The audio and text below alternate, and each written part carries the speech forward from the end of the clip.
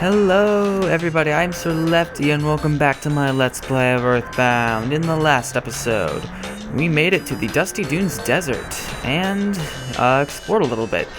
Now, there is not too much that we can do here right now. There is some other stuff that we'll be getting to do here, but right now we can leave and go to the next town right now, but there are a few things that I wanted to check out, so we're going to do that right now. Over here there's a slot machine and you can put $1 in and these guys will spin around and you can gamble, I guess. So yeah, let's see how lucky I am today. I guess I'm not very lucky today. Okay.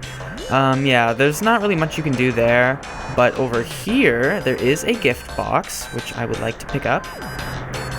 There are $1,000 in here, and you can use these to either buy stuff or just feed your gambling addiction. So yeah, that is one thing we can grab, and then over here, at the other side of the desert, there is something I wanted to see if we could find, because I know there's a little side quest of sorts that we can do here. Okay. There are 2 sesame seeds. This is weird, but there are 2 sesame seeds in this desert. There's one right above like north from the drugstore, and then there is one a little bit around, somewhere around here. Right here. Yeah, this white pixel, if you can even see the pixel, this white pixel is the sesame seed. I heard that the black sesame I used to love is somewhere in this desert. If you see him, please tell him that I still love him. Really? You've seen him? Was he okay? I see. So yeah, so basically, it's sesame, seed, romance.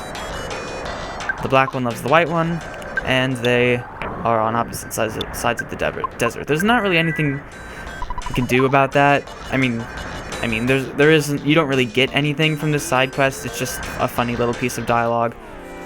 And over here, there's an oasis with a gift that I want to obtain because I like presents, I guess. I think there's a hamburger in that present, but I'm not really sure. That was a quick fight. I didn't even get to explain the enemy, but I don't think I really need to unless I did it in the last episode. It's been a while since I've recorded. Whatever. We got some fries. Yay, fries. Yeah, what do you have to say? As sea monkeys live in the sea, desert monkeys live in the desert. I mean, the dessert, not desert, or whatever. I'm happy there are no animals in the desert, aren't you? Yeah, I don't really know if there are any desserts that include animal parts, but I could be wrong. Let's see. So yeah, there isn't much else we can do here, but there is one thing that I wanted to find, so I'm going to just keep on looking and see if I can find it, because it's a very rare... Oh, actually, no, there is this thing. Even though I'm just an old pile of bones, I can talk, and I'm lonely out here in the desert. Well, you poor thing. Yeah, so I'm going to keep looking, and when I find the thing that I'm looking for, I will, cut back in, and yeah. Something I do want to check, I don't know if I did this in the last episode or not, but you can talk to this guy and he says, "This hole's great, good hole, good hole, good hole." First, someone asked me to dig for buried gold, and I began to feel like I was obligated to find it. Man, I'm starving. Do you have any food you can spare? And we have a lot of stuff. Let's give him a stag beetle. No, let's give him a burger. Yeah, let's give him a burger. And if he finds any gold, he'll give it to us, so that's good. Over here, in this cabin of sorts, you can, I'm really talking a little bit slow right now, you can sleep for free. So that's nice because there are some very tough enemies in this desert, and if you ever need to, I don't know, if you need healing, I guess, you can just go in here and sleep, which is nice because it's free, and there's also a phone so you can save. During my grind, or not really grind, but like hunt for the thing, Paula and Jeff both leveled up, and there's a present over here that I didn't know there was, and there's a big bottle rocket, so that's nice. Ness grew to level whatever, he grew a level, and he got lots of stat increases. That's really good. That's really, really good. Working through the night, Jeff fixed the broken laser, and we got the laser gun, which is an item for Jeff, which will give maybe like 8 points of experience. Let's see how good my memory is. Oh, wait, no. Yeah, 8 points of experience. Or, offense. That's what I mean. Sweet. We were in a fight, and Paula got defense down alpha, which will lower the defense of an enemy, which is nice. Something interesting is that I found this sign here, and it says, I lost a pair of contact lenses here in the Dusty Dunes Desert. They were a memento of my grandpa and very important to me. If you find them, please bring them back to me. And he says his name is Penatella Giovanni, and he's on the bakery of Fourside. So, yeah, I guess we should go and drop those off as soon as we get to Fourside. But now I have to keep on looking for the stupid thing that I want to find because it's very worthwhile, and I really hope I can show you. It's getting annoying because I've been here for a while. You know what? Whatever. Ness got to level 33, and Jeff got to level 30s. We are leveling up a lot, and we still haven't found what I'm looking for. Great. Ness grew to level 34, I think, and he got Shield Beta, which is great, because that is something I should probably explain. So I will explain that while I am healing again. Okay, so, basically, Shield is sort of confusing if you don't know, like, what it does, or if you don't use it often. Basically, wrong menu. Okay, here we go. So basically, you have Shield Alpha and Shield Beta. Each of these has each of these will create a shield around one person, and each of them have better versions, which will create shields around multiple people. And this reduces, Ness's Shield Alpha will defend from physical attacks by 50%. And this will create a power shield, which will deflect that attack. So it defends and attacks, which is good because it's sort of like a counterattack. And Paula, on the other hand, she gets a different type of shield. She gets a shield that... Oh wait, I think this is right. Basically, yeah, so Alpha and Sigma will defend from effects, or they will defend, and, okay, this is really hard to explain, I'm sorry. So Paula has different shields than Ness. Paula's shields are psychic shields. She has a regular shield which will block psychic attacks, and then she has power shields which will deflect psychic attacks. And then Ness has a physical shield which will deflect or defend against physical damage. That's why his is just a regular shield and Paula has a PSI shield. There we go. Everything explained. Whoa! Paula got Freeze Gamma! That is awesome! That's gonna do a lot of damage. Oh my gosh, I found it! Oh! Okay, I have been looking for this. You don't even know.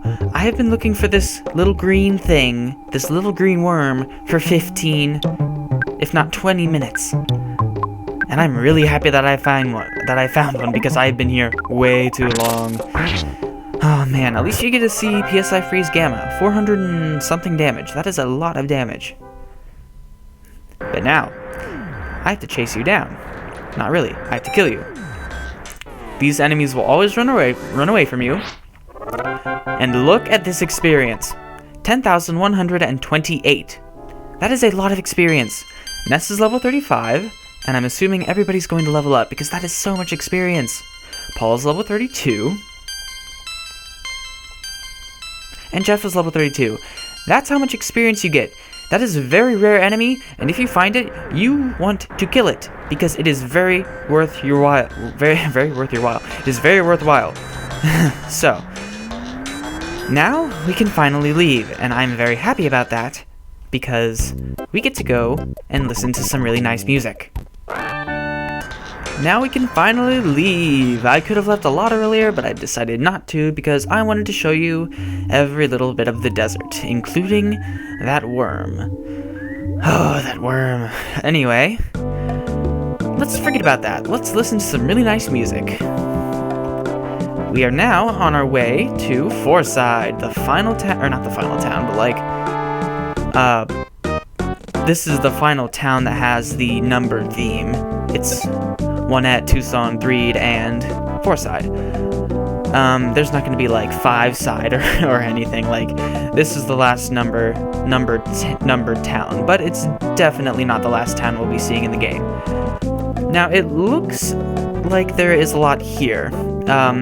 There is a lot of stuff we can do, but there isn't too much. We can stay at the hotel. There are some places we can visit. We can fight some crazy, annoying party mans. It's not even the right enemy. This is an annoying reveler. They're not very difficult because I guess it's a human? I don't know. It seems that humans are always like the character that doesn't have any advantages because it's just like every stat is equal or just something else, but obviously not because we are all people. Anyway, there's this little cool thing over here. It says, planning meeting for Earthbound 2. That's Mother 3. Only those who are related to this project are allowed to enter. Ape Software Development Team. I wish I was a part of that team, but you know, whatever. that was a long time ago. Anyway, there are a lot of buildings here, but there isn't that much we can do. It looks like there's a lot, but there is not. There are a few things I did want to show, though. There is an enemy there I did not see. This is a mad taxi, I believe. Yes, it is. It's basically a car, and it tries to run you over, which is great. That is great. Anyway, so yeah, most of the enemies you find here are not difficult, at least in this side of town. If you know what I'm saying, then you've probably played this game before, but yeah, in this side of town.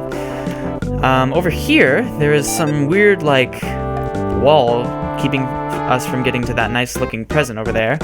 But we will actually be making it over there in a while. So yeah, over here is a department store, and I know what you're thinking: shopping, new items, yay! Temporarily closed. Okay, so the shop is closed for some reason. Yeah. So okay, here's the bakery. I was actually just sort of stalling and looking for that. Oh, let's see, because this guy, he's like, hey, give me my glasses. Mr. T, hey. Okay, let's see. Contact lens, use. What? You came to deliver my grandma's memento, the contact lens? Thank you. Thank you so much. It's our family tradition to keep things forever. Okay, I'll give you something as a reward. Here's my socks that I only use for special occasions. Here are my socks, sir. Grammar. I've worn these socks for just 5 years. Only 5 years, that's great. There are no holes, and they've only been worn once since the last washing. They stink a little, but they're still good. Hey, don't refuse me, I'm being generous. And Paula has to carry the dirty socks. Please take good care of my socks. Alright, okay. That's wonderful. We just got some socks. Some used socks. And all for giving him a very precious item. No magic truffles here, just a pair of dirty socks. Wow. Definitely worth it, right? No. Anyway, yeah, so that isn't required, but the only thing that is required is in here, the Topala Theater, because, we're gonna be meeting with an old friend, or 5 old friends, I guess. Do you want to buy a ticket? $30, please? Yes, we have no problem with paying that because we have $3,200 right now. And yeah, okay. Where is the ticket? Here we go. Thanks a lot. Please hurry. The show will be starting at any moment. And first thing you want to do, you don't want to see the show. You want to actually go back here and talk to this lady. She says, so you're a Runaway 5 fan, huh? What? Excuse me? No. The band owes me $1 million. If they break their contract, they'll be in deep doo-doo with the police. The police would probably say, hey, you guys, or something like that. Unless you're able to pay $1 million on their behalf, you'd have to find buried gold. Or you would never be able to pay such a huge sum of money. Ho ho ho. Ho ho ho, Santa Claus. Okay. Yeah, so it looks like the Runaway 5 are here. It's funny because these are actually, like, these people here, they aren't actually sprites. They're just they're just like built into the scene, because if there are actual sprites on screen, the game breaks. So you want to talk to this guy, and he says, "When Ness arrives, the runway 5 told me to let him in, so please come in." We didn't even need to give him our name. That's nice. Alright, let's see. Again, we've been cheated by the theater owner. We're stuck here with the phony contract. Oh yeah. We're so helpless, really helpless and hopeless. Yuck, yuck, yuck. Alright, well, I think it's time for the show. We need some upbeat music in here. Have I got a bombshell for you tonight, kids? Wow! That's not what that was, but whatever. Kaboom! The runway 5, yeah! 3, 2, 1, go!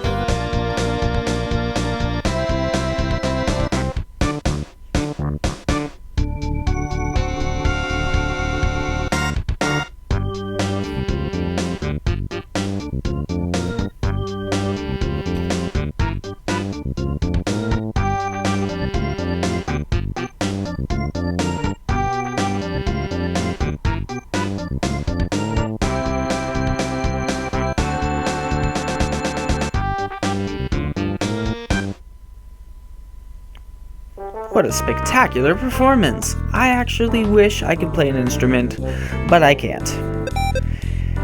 Oh, come on, that chicken.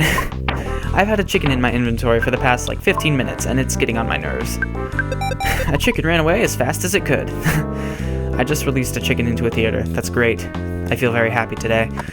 Oh man, anyway, yeah, so I sense a recurring theme here. We have to go find some money and help these guys out because they have a phony contract. I wouldn't be complaining though. I mean, it looks like they got a really nice theater, but you know, whatever. Alright, so that is actually everything we can do in Fourside. I know, we've only been here for about 4 minutes, but yeah, so now we are going to see if there's anything else we can do to help these guys out in the next episode. So thank you guys so much for watching, and I will see you when we go back to the desert to see if there's anything we can do.